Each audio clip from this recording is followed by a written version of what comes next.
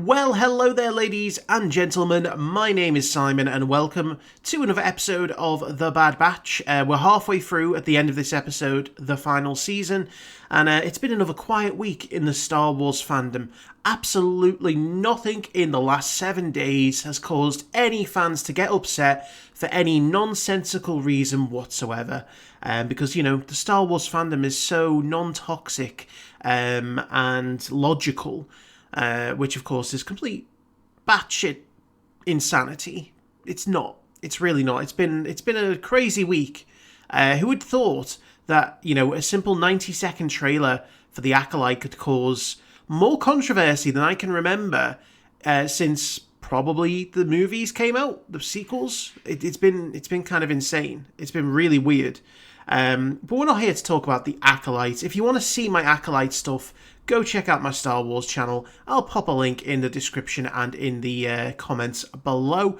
I go and talk about all kinds of things Star Wars there. And eventually all my Star Wars reactions will be moving to that channel after this season of The Bad Batch. So it's important that you go and subscribe there. Otherwise you're going to miss out on my reactions to future Star Wars shows, including The Acolyte, because I am going to be watching that. But yes, this is episode 9. I think we're all expecting the return of Ventress, which ever since she appeared in the trailer, we've been theorizing, how is it she's back? How is she alive? Especially with, you know, them saying that they're sticking to the events of Dark Disciple, which, you know, again, if you've not read Dark Disciple, and you want to, you don't want to be spoiled, I'd probably avoid watching any of these episodes now, because there is no doubt that that book is going to be spoiled pretty heavily when Ventress does show up. So it was pretty obvious at the end of the episode that that's who, you know, Fennec Shand was contacting. Again, trying to find out information about why the Empire is after people with this M count. And of course, Sarge Ventress, being a Force user, would probably know something about that. I still theorise that Quinlan Vos is in the vault. That's what's going to tie in Sarge Ventress to the Bad Batch in their interest in, you know, Tantis and finding out what the Empire is up to. And it would set us up for, you know, future stories. We know Quinlan Vos is going to be involved in the Path later down the line, saving rogue Jedi and, you know, families associated with rogue Jedi. So I think that that's where they're going here. Obviously, I could be wrong. Who knows? But yeah, we're going to jump in. So let's watch episode 9, called The Harbinger, which is normally, you know, a sign of things to come. It doesn't say Harbinger of Doom, just Harbinger. So yeah, we're going to watch the next episode. Does it matter? We're not handing her over. Can't be prepared if we don't know what we're dealing with. They're coming either way, whether you know about the M count or not.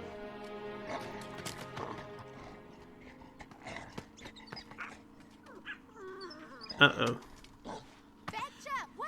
Batcher, don't kill those little squirrel things. I don't know what they are. Okay, I'll check it out. Are you sure that's what Batcher wants? It sounds more like she was saying, don't go in there, Omega. Certain death is before you.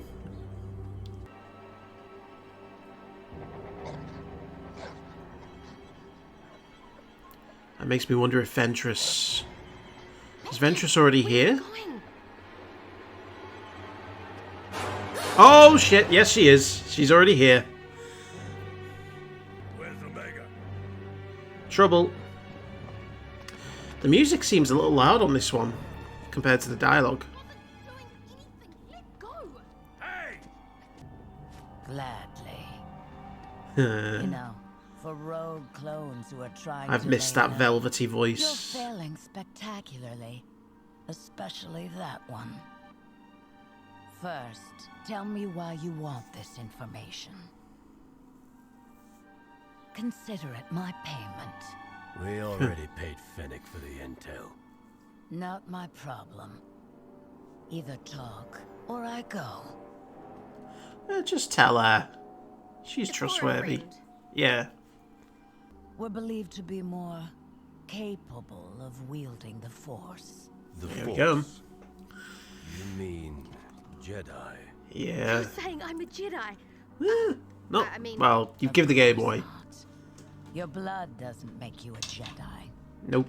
You'd have to be trained for that. And I've never known. Apparently a anyone to could be a Jedi force now. Sensitive. Move, child. So is that why the Empire's You been wouldn't after want me me to give you a I kiss. can't determine your midi-chlorian levels without testing you.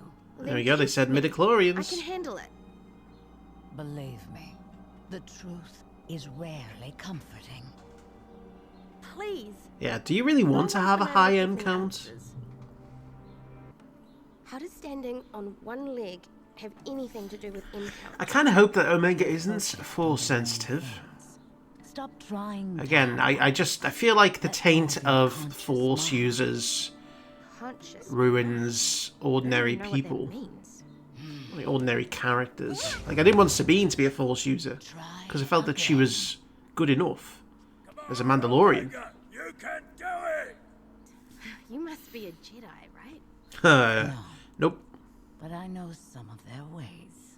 Well, how do Enough questions. Concentrate. Feels like she's speaking to the audience there when we're all asking, how are you still alive? Retrieve one of its white blossoms and return before the sun sets. It's too far away, and the sun's already... You know, if only you had one of those little injector things that Qui-Gon had. And a database. We wouldn't have to go through all these trials. Now that she's gone. Let me give you some advice.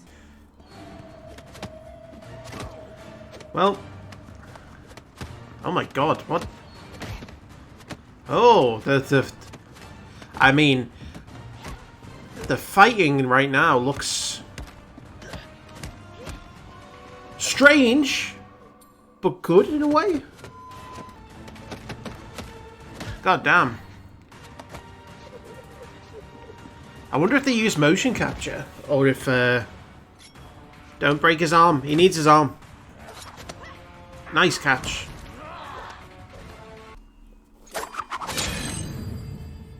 Not happening.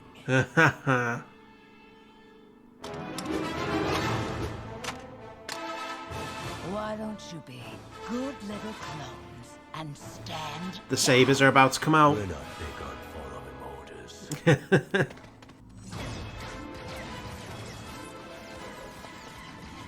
Not even trying to stun her. Here we go. I got the white blossom! Oh shit. Things certainly escalated. What's going on? She's been lying to us, Omega. She's a war criminal.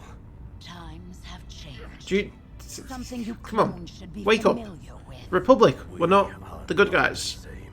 No. Now we're the separatists, but you know, there was no good guys. In the same war. I never gave up on you, did I?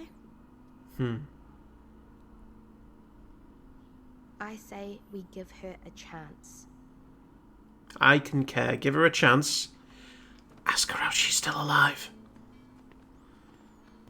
It'll be easier to concentrate. On what exactly? Many who wield the Force have an affinity for nature. They connect with things that respond. The light to side of the their Force, energy. at least. Give it a try. She would definitely be a Jedi. We should be out there with her. We gave Omega our word we wouldn't intervene.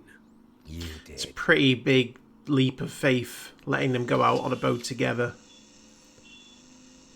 I'm surprised I didn't see them from there. It looked very... She's looking right at him. How does she know we're watching?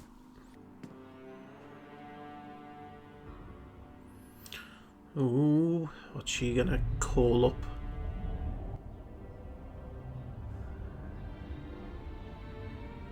I just want to do... I wanted to do some Dathomiri witch magic, you know? Show us what you can do. There you go. Or are they just naturally green? I like the subtle hints at a darkness in the music. I'm not the one holding back. Oh! Did you summon that? Not intentionally. She couldn't help it.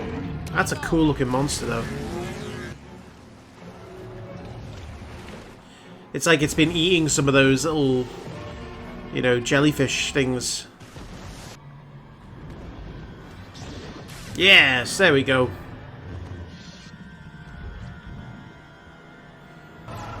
Your friends are making things worse. I can do this on my own.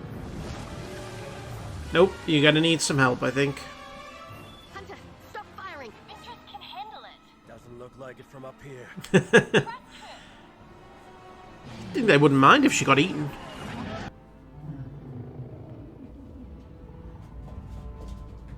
Interesting, because you only associate light side users with the ability to connect to animals. At least as far as we know. Actually did it. Did you figure it out? Do I have a high M count? From what I've seen, no. Good. Then why is that? I don't want her to be a Force user. Believe it or not, I don't know everything. You're lying. Oh no. About which part? You tell us. If I'm just- Omega did have that potential, she'd have to be trained. Which would mean leaving you behind. It's the That's Grogu not Mando happening. story. What you want is irrelevant. You're not as safe as you think you are. Heed her advice. I've seen the trailer. Our business is She has done. too. I still can't figure out what side you're on. My own. I can't figure out how you came back to life. Fire coming after you. They can try. But I've got a few lives left. Huh. I get what you mean. You're being ambiguous. So, yeah, a pretty different type of return than I expected for Ventress. I definitely think she's going to be showing up again later down the line, because it would feel like an odd decision to bring her back just for that one appearance without any kind of explanation as to how she's still there, especially for them to go so far as to say that, you know, they were keeping in line with the events of Dark Disciple. For them to specifically state that when the trailer came out, you would think that they have more plans for her down the line. And at the very least, they would give us an explanation in this show how it is that she's still alive. I'm a little bit torn on, not necessarily on the episode itself, but just on some of the creative decisions that they might be going with. I think anyone who saw my reaction to Ahsoka, you know, kind of got the idea that I wasn't overly pleased with the way that they seem to be just letting anyone be a Force user now. You know, specifically with Sabine. I felt like she'd had no history with showing any signs of Force sensitivity in Rebels. She was already a good enough fighter, a good enough character, without having to add the element of the Force to her. You know, when you make everyone a Force user, it kind of takes away from what being a Force user really is.